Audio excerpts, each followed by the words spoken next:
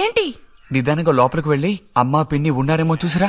అబ్బో నన్ను ఇరికిద్దామనే నీ ట్రిక్కులన్నీ నాకు తెలుసులే. ఎప్పుడు చూసినా నేనే దొరుకుతాను.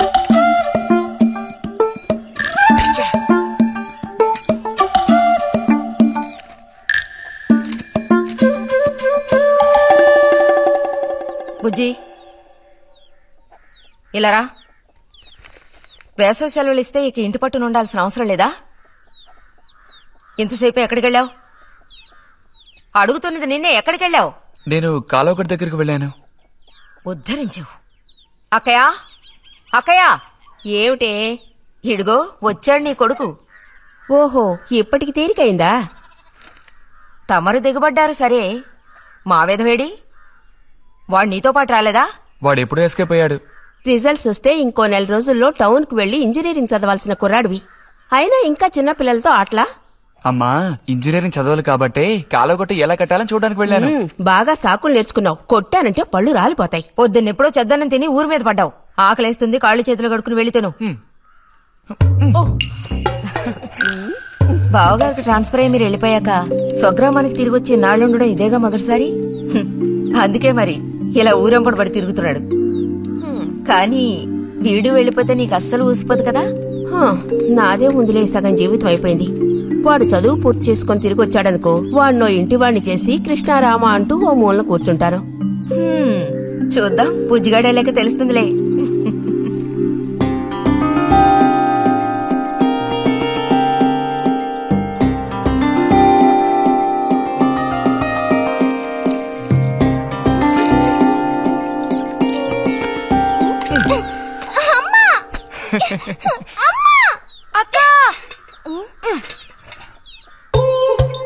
దెబ్బకు దెబ్బ ఏమంటావ్?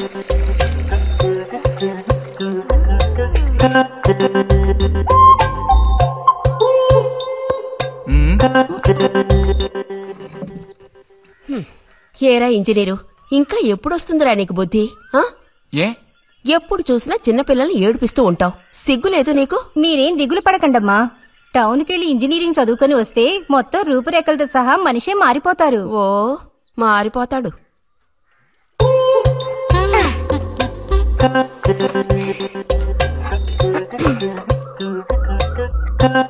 పచ్చలేదా?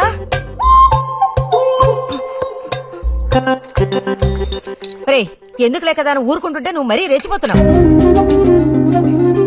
ఏమైంది భారతి? అలా వచ్చేసిన ఆంబోతుల పిల్లలు వదిలేయకూడదు, కాస్త గదమాయించి పెంచాలని నీకు ఎన్నిసార్లు చెప్పాను? చూడు ఏం చేశాడు. అయ్యో, నిజంగా నాకేం తెలీదు. ఇది నేను చేసిన పనే కాదమ్మా.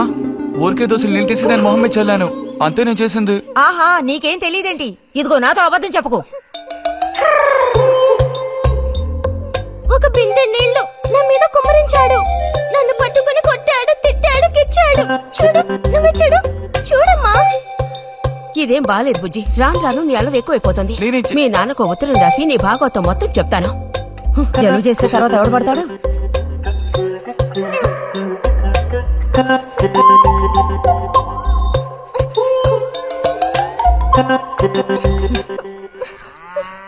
రా.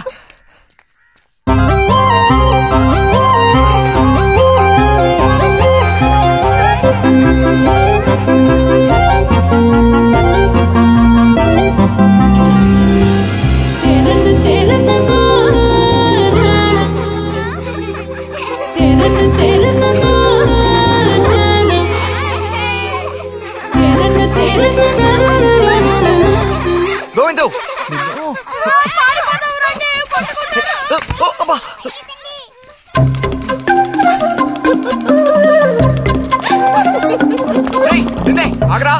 గోవిందు, గోవిందు ఆగరా. ఆగమంటున్నానా? గోవిందు,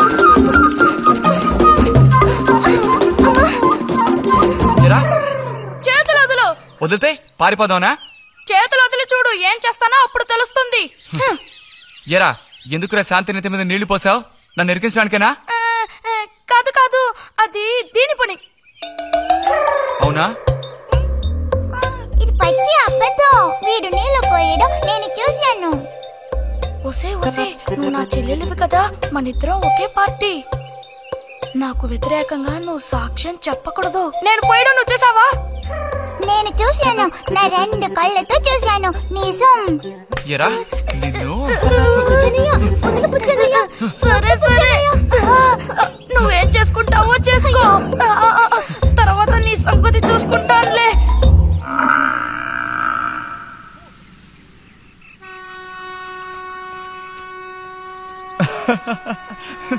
ఏంటి రతి ఇది?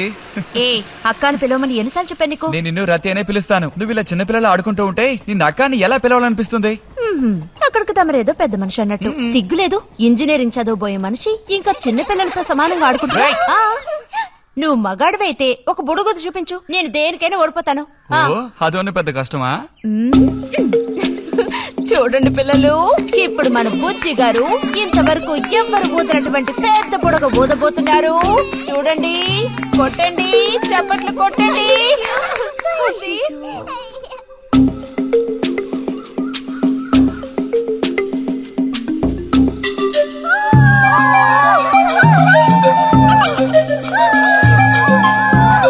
హలో, ఈ మాత్రానికే పగలబడిన అవ్వకర్లేదు. అయితే ఓడిపోయిన వాళ్ళని చూసేం చేయాలి? ఎవరన్నా ఓడిపోయానని సరిగ్గా గంట సేపు ప్రాక్టీస్ చేస్తే బలూన్ కన్నా పెద్ద బుడగ వచ్చేట్టు నేనే చూపిస్తాను. అబ్బబ్బో, మాటలు కోటలు దాటుతున్నాయి. బలూన్ కంటే పెద్దదంట. ఎందుకు బుజ్జి అనవసరంగా కోతలకు వస్తున్నావు? రతి రతి ఆగాగా, మనం వెళ్ళి చిలక గుళ్ళు పొదిగిందేమో చూద్దామా? వద్దు బుజ్జి, ఊరికి రోజు వెళ్ళి అలా తాకి చూస్తావు, పొదగవు. అవే పొద్దుతాయిలే, రా. అబ్బా రా.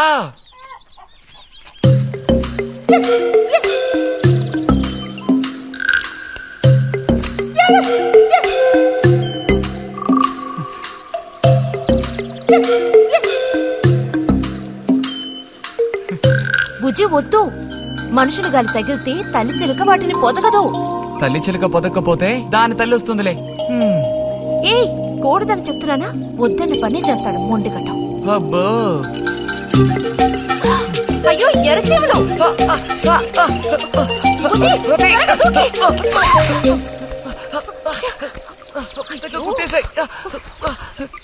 చూసావా, అందుకే పెద్దవాళ్ళు చెప్పింది వినాలి అంటారు. మాట విన్నావా? తప్పు బుజ్జి, ఆ గూడు జోలికి వెళ్ళొద్దు అని చిలక చెప్పినట్టు చెప్పాను. ఇప్పుడేమైంది? కుట్టాయా? నస పెట్టకో. అబ్బబ్బా, ఒళ్ళంతా కుట్టేసే పట్టుకున్నా అన్నట్టు అన్నట్టు రిజల్ట్ ఇప్పుడు వస్తుంది. వచ్చే టైం అయింది. నువ్వు ఇంజనీర్ అయ్యేదెప్పుడు? ఈ ఊరు వచ్చేదెప్పుడు? ఓ పెద్ద వంతెన కడితే మేము దాని మీద నడిచేదెప్పుడు? ఆలోచించి చెప్తానులే. ఓహో.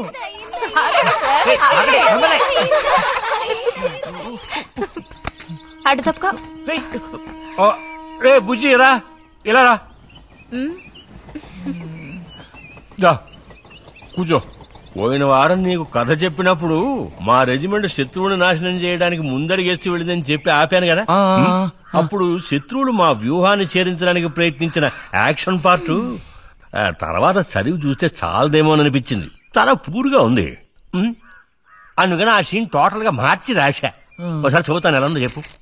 అయ్యో మామయ్య, ఏం లేదు, నాకు కొంచెం తలనొప్పిగా ఉంది. వినే మూడు కూడా లేదు. ఇలాంటి దేశభక్తి కథలు వినేటప్పుడు మంచి మూడ్ వస్తుంది. అందులోనూ ఇలాంటి సన్నివేశం వింటుంటే ఎక్కడ లేని ఉత్తేజం వస్తుంది. నా ఈ పుస్తకం ప్రింట్ అయి బయటికి రాని ఆ తర్వాత నీ ఇలాంటి కుర్రకారంతా పోటీ పడి మరీ మిలిటరీలో జాయిన్ అవుతా ఉంటూ క్యూ కట్టి మరీ నుంచుంటారు. నాకు మాత్రం పుస్తకం బయటకు వస్తుందనే నమ్మకం లేదు. నువ్వు రాయడం మొదలుపెట్టి ఇప్పుడు 7 ఏళ్ళు దాట్లా. నీకేం తెలిసే, ఇదంత తేలిగ్గా పూర్తి చేసే పుస్తకం కాదు. అదే కాకుండా ఆ చిత్తుకాయతలు అక్కడ పడేసి ఇక లేచొస్తావా అన్నయ్య? 10:30 బస్సు పట్టుకుని వెళితే గానీ పెన్షన్ తీసుకుని సాయంత్రానికల్లా ఇంటికి చేరుకోలేవు. నువ్వు ఉండవే, మీద పడబాకు. చూడు జల్లాయ్, 10:30 బస్సుకి వెళ్ళినా 12:30 బస్సుకి వెళ్ళినా నా పెన్షన్ ఉండాల్సిన చోట అలాగే ఉంటుంది. అర్థమైందా? ఇది మా మిలిటరీ వాళ్ళ విషయం. ఎవరు దోచుకోను లేరు, ఎక్కడికి పారిపోరు. నాకేం నష్టం లేదు. పెన్షన్ నెలకొకసారే ఇస్తారు, గుర్తుంచుకో. కోస్తున్నాడు కోతలు. దేశభక్తి లేని ఘటాలు.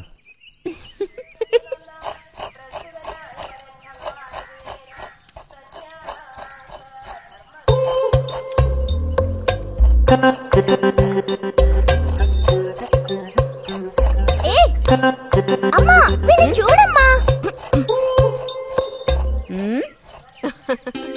అంబుజం ఏంట్రా మేస్తున్నావా?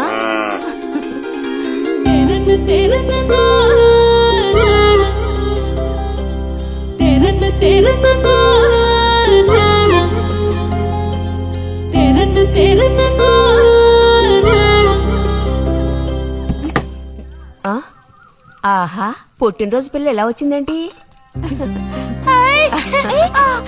వీడికి ఆత్రం ఎక్కువలే. ఆ పాయసం ఏదో ముందు వీడికే.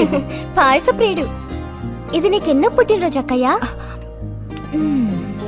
ఎప్పుడూ కూడా ఆడపిల్ల వయసు చెప్పకూడదు. ఇదిగోండి అత్తయ్య.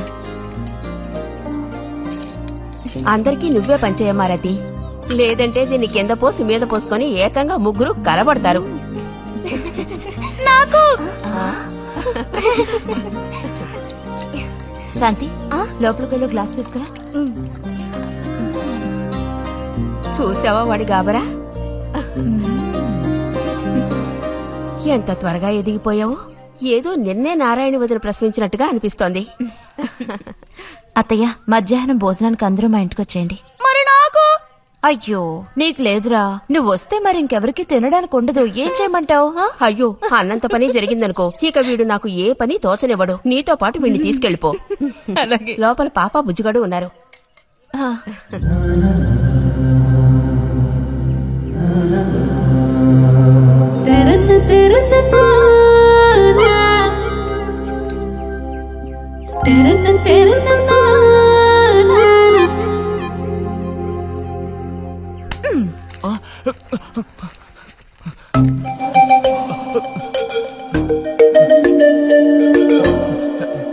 బుజ్జి నోరు తెరు.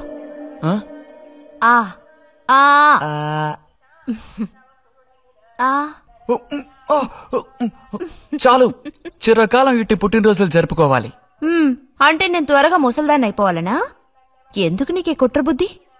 సార్ని భోజనానికి పిలుద్దామని వచ్చాను. మేడం, ఈ రకంగా పిలిస్తే నేను రాను. ఏ రకంగా పిలిస్తే తమరొస్తారు మరి? పల్లకి తీసుకొచ్చి ఊరేగింపుగా తీసుకెళ్ళాలా? పల్లకి మీదో భుజం మీదో ఉయ్యాల్లోనో మర్యాదగా తీసుకెళ్తే వస్తాను. అయితే నువ్వు రావక్కర్లేదులే. ఓకే. రావద్దా?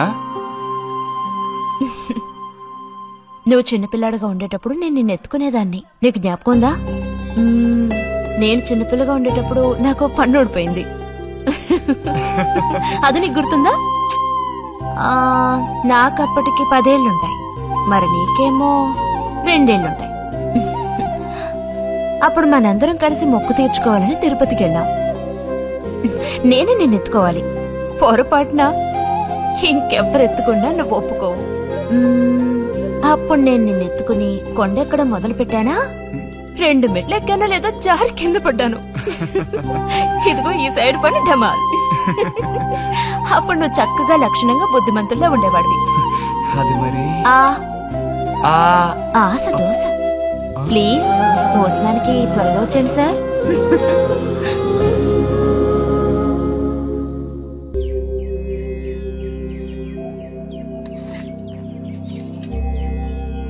అన్నట్టు మన బుజ్జిగాడు రాలేదేమిటి?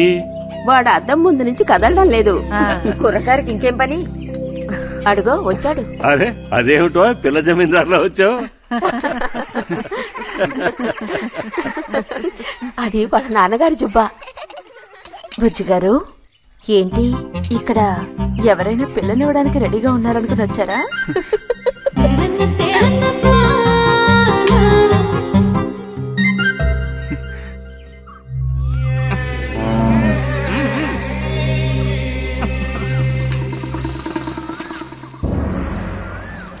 త్వరగా నడు.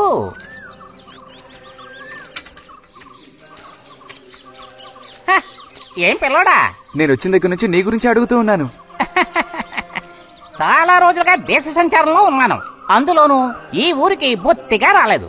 కాకపోతే నువ్వొచ్చావన్న విషయం మాత్రం తెలుసు. అదెలా? యుక్తితో నేను ఆలోచిస్తాను. సంతలో మీ అమ్మగారిని కలిశాను. ధైర్యం చెప్పాను, మీ అబ్బాయి గొప్ప విజయం సాధిస్తాడు, వృద్ధిలోకి వస్తాడు అని. ఇదిగో మెచ్చుకుని 10 రూపాయలు ఇచ్చారు. పోతే నిన్నొకసారి చూసిపోదామని వచ్చాను. నీ చిన్నతనంలో నన్ను ఒక బూచాన్ని చేసి మీ అమ్మ నిన్ను భయపెట్టేది. ఆ భయం ఎప్పటికీ ఉందా? భయమా? తొక్కేం కాదు. సరే గాని నేను అడిగే ప్రశ్నకి కరెక్ట్ గా సమాధానం చెప్పు. ఇప్పుడు నా మనసులో ఏం ఆలోచన మెదులుతోంది? వింతైన కోరికలేవో నీ మనసులోకి చొరబడుతున్నాయి. ఆ అనుభూతి నీకు కలిగిందటో?